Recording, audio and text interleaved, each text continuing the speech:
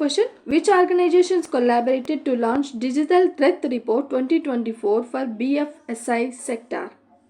Right? BFSI sector means here financial,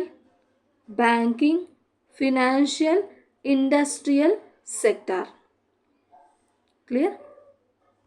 digital threat report 2024 for banking financial industrial సెక్టార్ని ఎవరు launch చేశారు, ఎవరు collaborate అయ్యి లాంచ్ చేశారు అని అడుగుతున్నారు. What is the correct option? Option B అన్నమాట. CERT in